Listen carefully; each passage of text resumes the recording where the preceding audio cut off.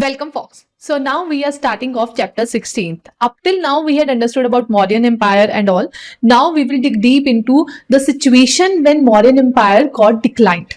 देखो जब भी ancient history पढ़ रहे हैं, then it's very important that we always have timeline with us. Otherwise, somewhere we will be not able to relate things because if question will be asked in the paper, that will not be in a way कि suppose Buddhism कब था या Jainism कब था, but it will be more related to कि when Buddha was there, who was contemporary of him.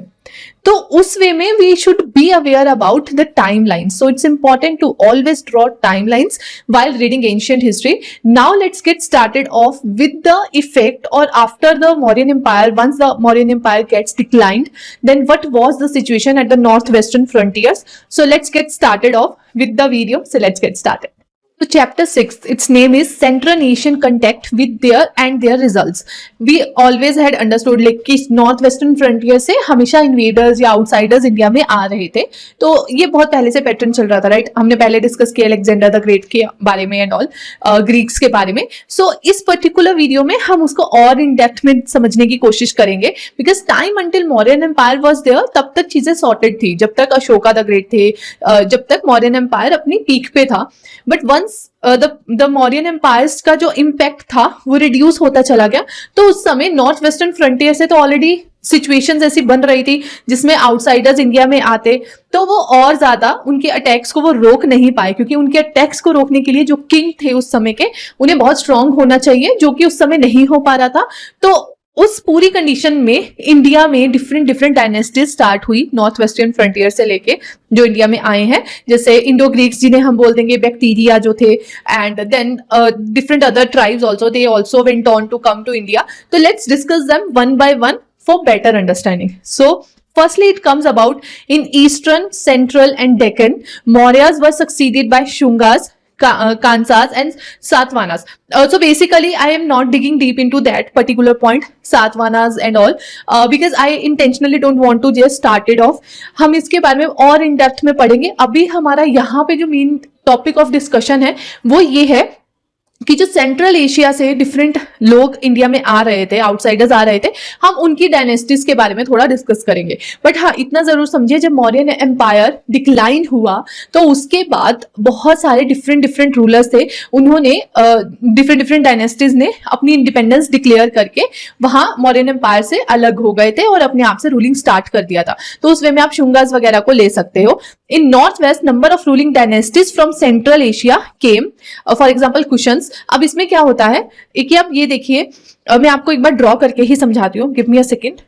तो आप ये समझिए कि बेसिकली हम जो डिस्कस करेंगे तो यहाँ पे एक ट्राइब है यूची, और दूसरी यहाँ पे ट्राइब आ रही है स्केथिया, एंड तीसरी है यहाँ पे पार्थियंस, एंड देन बैक्टीरिया.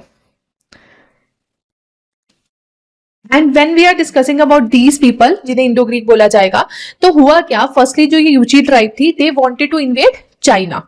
पर चाइना में उस समय क्या हो गया था, great wall of China construct हो गई थी, जिसकी वजह से ये जो यूची ट्राइब थी ये इस डायरेक्शन में मूव आउट नहीं कर पा रही थी और वो चाइना को इन्वेड नहीं कर पा रही थी. तो इनके लिए best possible way to move forward क्या बचा, इधर नहीं तो चलो फिर इधर को मूव आउट करते हैं. तो जब ये इधर को मूव आउट करे तो डेफिनेटली जब ये यहाँ को आए तो जो स्केथियन थे इन्होंने भी मूव आउट करना स्टार्ट कर दिया इधर वाली साइड पार्थियंस की तरफ. And then Parthians compelled Bactria to just move into India through north west, right. So Bactria basically ये लोग थे कहाँ पे, अगर हम इनकी लोकेशन हम डिफाइन करने की कोशिश करें, so they were basically north west of Hindu Kush and south of Oxus river, right. तो ये है अगर हम डिस्कस कर रहे हैं अबाउट बैक्टीरिया कि ये लोग कौन थे. तो बिकॉज ऑफ देयर मूवमेंट जो बैक्टीरिया था, इनके पास कोई और चारा नहीं बचा, इन्होंने मूव इन किया नॉर्थ वेस्टर्न फ्रंटियर के थ्रू इंडिया में. तो ये कंपल्शन था जिसके थ्रू इंडिया में बैक्टीरिया जो लोग थे वो आना स्टार्ट हुए, जिन्हें कि इंडो ग्रीक बोला गया. एंड फर्स्टली बैक्टीरिया आए इंडिया में, राइट. और उसके बाद ये जो स्केथियन थे इन्होंने मूव इन करना स्टार्ट किया कि हम भी इंडिया के अंदर चलते हैं. So then came Scythians and later on जो ये पार्थियंस थे भी, इन्होंने भी ट्राई आउट किया to come to India. But हाँ, they were not able to just like totally remove bacteria from their position. So basically if we go by the order, let me recreate it. So firstly जो आए थे, now let's discuss this in more better way, that सबसे पहले यहाँ पे थी tribe Yuezhi, and then there were Scythians, and then were Parthians, and then were Bactria. And later on what happened, because of their movement in this direction, जो Bactria था, they came to India, and this is how they invaded. So firstly Bactria आए, then आए Scythians, and then आए Parthian. Let me put it here. Then came Parthians. तो इस तरह से फिर यूची ट्राइब भी आई, राइट? तो इस तरह से इंडिया में इन्होंने इन्वेजन किया. सो बेसिकली फर्स्टली हमें ये समझना था. Now let's go back to the mind map that we were discussing for better understanding. So यही यहाँ पे लिखा है कि in north west India number of ruling dynasties from Central Asia came. जैसे कि एग्जांपल दिया जाता है कुशन्स का. अगर हम कुशन्स की बात करें, they were the people that came to India from Yuezhi tribe. अगर आपको याद हो, यूची वो लोग थे जो कि चाइना में इन्वेट करना चाहते थे. Because of great wall of China they were not able to do that. तो इस तरह से डिफरेंट जो डायनेस्टीज है वो स्टार्ट हुई. अभी हम लोगों ने बेसिकली जो डिफरेंट डायनेस्टीज थी या जो आए हैं लोग, उनके बारे में डिस्कस किया. अब हम और इन डेप्थ में देखेंगे. अभी तो मैंने आपको बोल दिया Yuezhi, Scythians, Parthians and the Bactria. And now we will discuss more about कि उनके अंदर आती कौन सी डायनेस्टीज है अगर हम बात करें तो. Let's first discuss about Indo Greek. So if we are talking about Indo Greek, so they were Bactria, जो हम लोग डिस्कस कर रहे थे. So first to cross Hindu Kush we are Greeks who ruled bacteria.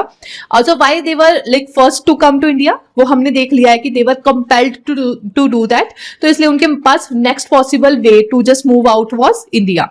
So important cause of invasion was weakness of this is basically Seleucid, let me Seleucid empire, कि वो वहां पे उन्हें बहुत अच्छे से काउंटर नहीं कर पाए. So that's why they were able to just move into the north western frontier के थ्रू इंडिया.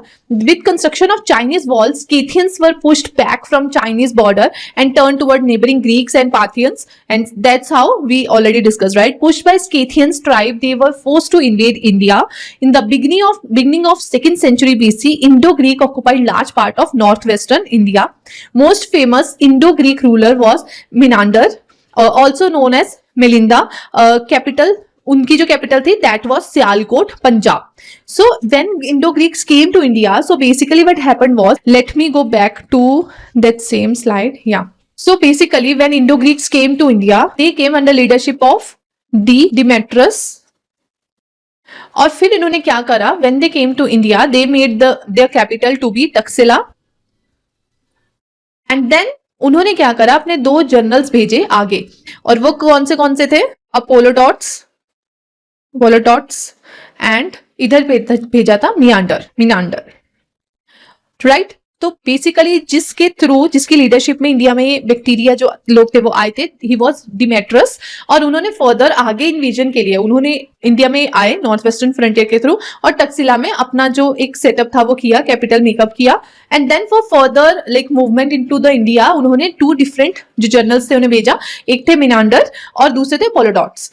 एंड अब इन्होंने क्या करा, ये जो अपोलोडोट्स थे, इन्होंने जो कैपिटल मेकअप की that was Sindh. And Menander's capital जो था वो थी सियालकोट. और इन्होंने जो ये इंडो ग्रीक्स का एरिया था मिनांडर की, अगर हम बात करें, वो एक्सटेंड किया अप टू मथुरा. और अगर हम अपोलोडोट्स की बात करें तो इन्होंने जो इंडो ग्रीक्स का एरिया था वो एक्सटेंड किया up to Ujjain. So that's how Indo-Greeks when they came to India, तो डिमेट्रस ने आगे फर्दर इन्वेजन के लिए अलग अलग इन्हें भेजा, so that they can increase the influence of Indo-Greeks, right? तो इस तरह से Indo-Greeks इंडिया में आए. So most famous Indo-Greek ruler was Menander and also known as Milinda, and उनकी जो कैपिटल थी वो सियालकोट में थी, Punjab. Then he was converted into Buddhism by Naga Arjun. So basically ये हम आगे डिस्कस करेंगे, but right now you can just understand कि हाँ, उन्होंने अपना रिलीजन चेंज करके बुद्धिज्म अडॉप्ट किया था. इंडो ग्रीक्स बेसिकली हुआ क्या था, जो मिनांडर थे, तो उनके साथ क्या था, ही always have like sort of questioning in his head कि क्या होना चाहिए, लाइफ आफ्टर डेथ बोल लो या सुप्रीम पावर, मतलब उनको इससे परमारथ के बहुत सारे क्वेश्चंस रहते थे, जिसको आंसर करने के लिए वो बहुत सारे डिफरेंट जो साधु टाइप्स लोग होते थे उन्हें बुलाते थे, पर no one was able to just answer him and to satisfy him. But one day when Nagarjuna came to him, like he was Buddhist for sure. When he came to Menander, and he was able to just answer each and every question of Menander, and that's how he again, like, he was very impressed by Buddhism and adopted Buddhism. So that's how Menander changed himself into Buddhism. So Indo-Greeks first ruler in India to issue coins which can be definitely attributed to king. कि जो Indo-Greeks के coins थे उनके ऊपर king का photo and all होता था. इससे पहले अगर हम आपको याद हो तो हमने डिस्कस किया था मौर्यन एम्पायर में, अगर हम डिस्कस कर रहे हैं तो उसमें जो कॉइन्स इश्यू होते थे that were punch marked coin. So it was very difficult to understand कि वो किस रूलर ने उसको इश्यू किया है क्या नहीं है. बट यहाँ पे इंडो-ग्रीक्स ने क्या किया कि जो कॉइन्स थे वो इश्यू हुए थे on the name of king, या उनकी फोटो वगैरह होता था. So it was easy to understand कि अच्छा ये किस एम्पायर ने, किस रूलर ने इसे इशू किया है. So then introduced Hellenistic art was not purely Greek. जैसे गंधारा आर्ट है, तो गंधारा आर्ट में जब हम आर्ट एंड कल्चर पढ़ेंगे तो उसमें हम देखेंगे जो बुद्धा के डिफरेंट हमें आइडल्स मिलते हैं, तो उसमें डिफरेंट स्कूल्स थे, राइट, जो डिफरेंट तरीके से बुद्धा को प्रिटेंड करते हैं कि वो इस तरह के दिखते होंगे. तो उनमें एक आर्ट फॉर्म था गंधारा आर्ट. तो जो गंधारा आर्ट है that was basically influenced by Greeks, इसलिए गंधारा है. तो वो गंधारा आर्ट में जो इन्फ्लुएंस था वो हमें ग्रीक्स का मिलता है. सो बेसिकली अगर हम इंडो ग्रीक्स की बात करें तो इंडो ग्रीक्स का बेसिक जो बहुत बड़ा कंट्रीब्यूशन हम लोग कह सकते हैं वो ये भी है. एक तो कॉइन सिस्टम में जो उन्होंने कॉइन्स इश्यू किए थे that were having the imprint of king, so it was easy to understand whose empire had generated or created those coins. And second thing, definitely they have impact on the art of India, that was Gandhara art. So these were the people, Indo-Greeks, who invaded to India and settled over there. तो ये हमने सबसे पहले Indo Greeks देखा. अब आती है शाकास की बात. और बेसिकली अगर हम शाकास की बात कर रहे हैं तो शाकास कौन थे वो समझिए. Greeks were followed by Shakas. और शाकास अगर हम वो उस वाले सिनेरियो में देखें जहां पे हमने देखा था यूची ट्राइब एंड ऑल, तो उस केस में शाकास जो थे दे वर स्केथियंस. तो जो स्केथियंस थे वो शाकास थे. सो आफ्टर ग्रीक्स जो स्केथियंस थे वो इंडिया में उन्होंने नॉर्थ वेस्ट फ्रंटियर से वो आए. और उनकी अगर हम बात करें तो उनके एरियाज को हम इस तरह से डिवाइड कर सकते हैं कि बेसिकली वो 5 ब्रांचेस में था. अफगानिस्तान वाला एरिया, मैप में आप इमेजिन कीजिए अफगानिस्तान वाला area, then Punjab with Taxila, क्योंकि आपको पता होगा टक्सिला में ही जो ये ग्रीक्स आए थे, डिमेट्रियस का जो कैपिटल था वो टक्सिला था. Then Mathura and western India. Okay, in the camera it will be showing different. So Western India and then Upper Deccan. अब देखो let me show this to you. So अगर हम इंडिया की बात कर रहे हैं, अभी नॉर्थ की तो हम लोग समझ रहे हैं कि नॉर्थ वेस्ट फ्रंटियर से वो आ रहे हैं, राइट. तो अगर हम साउथ की बात कर रहे हैं तो ये है डेक्कन. और डेक्कन को हम किस तरह से बोलेंगे, यहाँ पे है एक तरह से ट्रायंगल बनता है, राइट. तो ये ट्रायंगल में क्या होता है, यहाँ पे है विंध्या रिवर, और यहां पे आ गया western coast. Let me write it here, western coast, and there it is eastern coast. तो ये जो ट्रायंगल वाला एरिया बनता है that is known as Deccan, right. और इस डेक्कन वाले एरिया में जो हम अभी डिस्कस कर रहे हैं नॉर्थ, अब देखो यहाँ पे अगर हम जो हम ब्रांचेस की बात कर रहे हैं तो एक हमने ब्रांच बोली अफगानिस्तान, इधर वाला एरिया, राइट. फिर टक्सिला, उज्जैन, टक्सिला, उसके बाद Mathura, western India, then western India. देखो वेस्टर्न इंडिया बहुत इंपॉर्टेंस क्यों सबके लिए रखता है, क्योंकि वेस्टर्न इंडिया में गुजरात एंड ऑल आ जाता है. और अगर गुजरात वगैरह का हम लोगों के मतलब किसी भी एम्पायर के पास अगर उसका रूलिंग जाता था तो they were able to control the sea route, और वो सी रूट के थ्रू ही डिफरेंट ट्रेड्स होते थे. तो इसलिए वेस्टर्न जो पार्ट था वो सबके लिए बहुत इंपॉर्टेंट था. Then western and upper Deccan, ये अपर डेक्कन, राइट. तो इस तरह से अगर हम डिस्कस करें जो डिफरेंट ब्रांचेस थी वो एग्जिस्ट करती थी. अब हमने ये पहले देख लिया कि शाकास जो थे वो बेसिकली स्केथियंस थे. They didn't meet much effective resistance because anyhow they were like very good in their presence, and definitely जो बैक्टीरिया थे तो उनका इन्फ्लुएंस इतना ज्यादा स्ट्रॉन्ग नहीं रहा. In about 57 to 58 BC king of Ujjain fought against them and drive them out. मगर 57 BC के अराउंड जो उज्जैन, क्योंकि देखो इनका एक एरिया जो था वो उज्जैन भी था, राइट. तो उज्जैन के जो मतलब उज्जैन वाली साइड भी था, तो उज्जैन के जो किंग थे विक्रमादित्य, उन्होंने बेसिकली शाकास को हराया था और उन्हें उज्जैन से बाहर निकाला था. तो somehow it was not that great achievement, पर फिर भी एक बहुत बड़ा अचीवमेंट था कि एटलीस्ट इंडियन किसी रूलर ने जो ये आउटसाइडर इन्वेडर्स थे उन्हें हरा के बाहर निकाला था. तो वहीं से स्टार्ट होता है विक्रम संवत. हम लोग नॉर्मली विक्रम संवत की बात करते हैं, राइट, जो इंडियन कैलेंडर्स में यूज होता है, तो वो विक्रम संवत तब से स्टार्ट हुआ. There have been 14 Vikramadityas. अब ये जरूर याद रखिएगा, विक्रमादित्य एक्चुअली किसी का नाम नहीं है, ये टाइटल है. जैसे श्री या हम ऐसे नाम देते हैं, तो इस तरह से विक्रमादित्य एक टाइटल है. सो मोस्ट फेमस शाका रूलर की अगर हम बात करें, वो थे रुद्रमन, जो कि 130 से 150 एडी में रहे हैं. मतलब इन टाइम में उन्होंने रूलिंग किया है, because he repair the Sudarshana lake in semi arid zone of Kathiawar. So he was great lover of Sanskrit. He issued first ever long inscriptions in Sanskrit, right? So these were the Shakas, मतलब basically Scythians. So now हमने Bactria देख लिया, Scythians देख लिया. Now moves toward Parthians. तो ये Parthians जो थे, in Sanskrit term Shakas and Parthians are mentioned as Shaka Pallavas. अब शाका पल्लवास उन्हें क्यों कहा गया है? बिकॉज बेसिकली जो टाइम पीरियड है उनका वो काफी क्लैश भी होता है. Originally Parthians lived in Iran.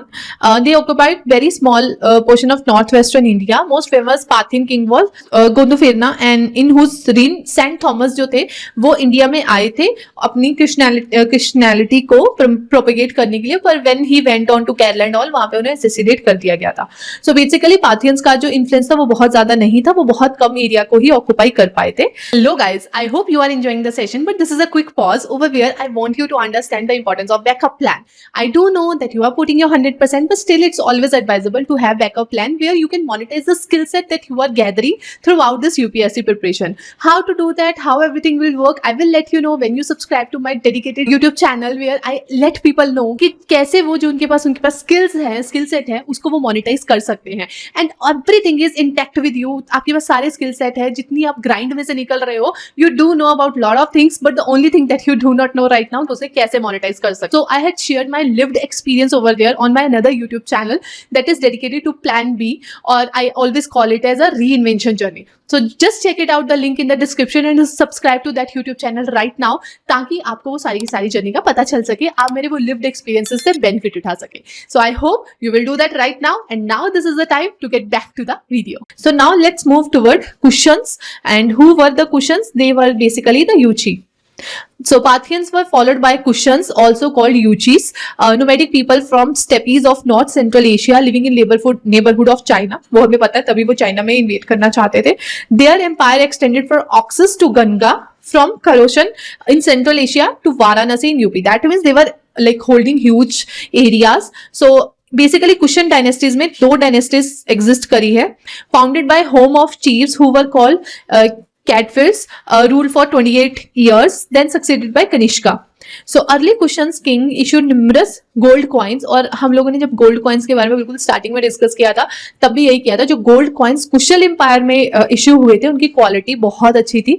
Definitely जो मैक्सिमम इश्यू हुए हैं वो गुप्ता पीरियड में हुआ है, पर जो क्वालिटी ऑफ कंटेंट था, जो गोल्ड कंटेंट था कुशल एम्पायर में, वो बहुत अच्छा था. तो early Kushan kings issued numerous gold coins with higher degree of metallic purity than found in Gupta gold coins. Mathura was second capital and Peshawar और Purushapura was first. So Kanishka was the most famous Kushan ruler. 2 reasons है कि कनिष्का को most famous ruler बोला जाता है.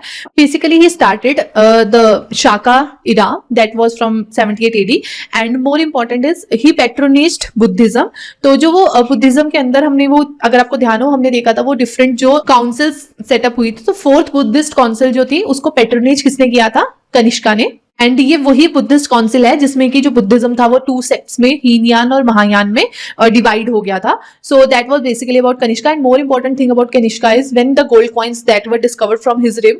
तो ऐसा जाना गया है कि जो कनिष्का के टाइम ड्यूरेशन में जो गोल्ड कॉइन्स इश्यू हुए थे, उसमें डिफरेंट डिटीज थे. मतलब बुद्धिस्ट भी थे, उसमें ग्रीक गॉड्स भी थे, हिंदू गॉड्स भी थे. So that shows he was very much religious, like tolerant. Religions के पॉइंट ऑफ व्यू से he was very tolerant, and that was very great about Kanishka. And he was a person who conquered, like इन्होंने Chinese जो occupations हैं उनके खिलाफ भी उनको occupy करने के लिए भी अपना जो पूरा एक प्रोसीजर स्टार्ट किया था, लड़ाई लड़ी थी. और finally in the first war he was not able to do that, but in the second war he was able to just conquer some territories of China also. So that was great about Kanishka. And another thing is Kanishka के time पे अफगानिस्तान वाला area, ये सब कुछ तो था इनके rule में, but he had extended the empire to Magadhan empire and Pataliputra, Bodh Gaya, ये सब कुछ इन्होंने अपनी टेरिटरी के अंदर कर लिया था. तो that was very great achievements of Kanishka. That's why he is most famous ruler in the case of Kushan Empire. So that's how Kushan Empire get established in India. So I hope you are able to understand till now Indo-Greek, Shakas, Parthians and Kushans. Now let's understand what were the impact that were caused because of their invasions in India. So if we are talking about impacts, so firstly the impact that came was Shaka Kushan phase registered distinct advance in building activities, use of burnt brick for flooring and tiles for both flooring and roofing. तो ये जो एक पूरा time period था शाकास का, cushions का, इसके बीच में जो इंडिया था उसमें बर्न ब्रिक में जो एडवांसमेंट थी वो काफी अच्छी हो रही थी, बिल्डिंग मटेरियल्स बहुत अच्छे हो रहे थे. कुशन एम्पायर में लाइक उनका जो स्टूपास मिलते हैं उसमें भी मल्टीपल लेयर्स थी. So there were lot of advancements going on in this particular field. Pottery की बात करें तो उसमें भी प्लेन और पॉलिश दोनों मिल रहे थे, तो दैट मीन्स वहां पे भी एडवांसमेंट हो रहा था. इंट्रोड्यूस बेटर, हाँ ये जरूर याद रखना है कि जो ये ग्रीक्स इंडिया में आए थे तो ये हॉर्स वगैरह के केस में इन्होंने प्रॉपर वो जो हेलमेट एंड ऑल वो सब कुछ यूज करना वो सब कुछ इंट्रोड्यूस किया था. Shakas and cushions introduce turban, tunic, trouser and heavy long quotes. So central Asians also brought in cap, helmet, boot वगैरह, ये सब कुछ इन्होंने इंट्रोड्यूस करवाया था. Turbans and all be right. So Kushans controlled Silk Route, which started from China and passed through their empire in Central Asia and Afghanistan to Iran and Western Asia, which formed part of Roman Empire in Eastern Mediterranean zone. Now try to understand, as I told you earlier also, कि हर कोई western field में क्यों interested होगा या कौन ports की तरफ को क्यों इंक्लाइंड होगा, क्योंकि at the day and at that point of time trade was very important occupation or very important thing to be captured, because anyhow to run machinery, to run administrative machinery, it was required to have lot of money, to have cash flow, to do all those things. It was important to control the trade. So isliye Kushans were very keen into capturing the trade routes and they were able to do that also. They were large prosperous empire because of toll levied from the traders, क्योंकि अगर वो trade route आपके अंदर है तो आप trader से बहुत सारे टोल्स एंड ऑल लेके you will be in advanced mode and you will be in prosperous mode. So they also promoted agriculture, traces of large-scale irrigation in Pakistan, Afghanistan, and Western Central Asia. The Shakas and Kushans strengthened idea of divine origin of kingship. यहाँ से वो चीज याद शुरू हो जाता है कि king is God. तो वो सब चीजें यहाँ से शुरू हो गई. अभी तक जो इनसे पहले हमने कॉइन्स देखे थे उसमें बेसिकली कुछ ना कुछ और डिफरेंट एलिमेंट्स होते थे, पर यहाँ पे एक तरह से जो किंग था उसने अपने आप को एज अ गॉड पोर्ट्रेट करना स्टार्ट कर दिया था. So Kushan introduce satrap system of government. एक इसमें सत्रपीस में डिवाइड किया होता था कि जो एम्पायर है उसे डिफरेंट डिफरेंट सत्रपीस में डिवाइड कर दो, जैसे हम प्रोविंसेस में डिवाइड करते हैं, तो बेसिकली वो इस फॉर्म में ही था. Father and son jointly at same time, thus there was less of centralize, इतना ज्यादा सेंट्रलाइजेशन नहीं था. अब आप देखो ना सेंट्रलाइजेशन की बात, तो आप ये देखो कि जब हम डिमेट्रियस की बात कर रहे हैं, when he invaded Indo Greek, जो बैक्टीरिया वाले थे, when he came to India, तो उन्होंने खुद से नीचे मतलब अपने दो जनरल्स को डिफरेंट डायरेक्शंस में मूव इन कर दिया थ्रू इंडिया, ताकि वो वहां पे जाके ऑक्यूपेशन एंड ऑल कर ले. अगर सेंट्रलाइजेशन होता तो वो खुद मूव आउट करते और वो खुद जाके उस टेरिटरी को ऑक्यूपाई करके अपने अंडर करते, पर ये यहाँ पे ऐसा नहीं हो रहा था. तो that means at that point of time centralization इतना ज्यादा नहीं था. Kushan rulers worship both Shiva and Buddha. हमने बुद्धिज्म एंड ऑल देख लिया है. हमने मिलिंदर के बारे में भी डिस्कस किया कि कैसे वो बुद्धिस्ट बने थे. तो देवर इनटू लाइक हमने कुछ उनके बारे में भी डिस्कस किया, कनिष्का के बारे में, कि वो भी बुद्धिज्म को प्रमोट कर रहे थे. Like he was from the Buddhism, तो but still he was very much religious, tolerant. तो जो कुशन्स थे वो शिवा और बुद्धा दोनों के ही पेट्रोनेज थे, मतलब कुछ शिवा के थे कुछ बुद्धा के थे, but they were religiously tolerant, मतलब at least Kanishka and all. So these were the impact of Central Asian that came to India. Basically the basic advancements get started off from here. So origin of Mahayana, so what that mean, Indian religion underwent changes in post Maurya time, partially due to big leap in trade and artisan activity and partially because of influx of people.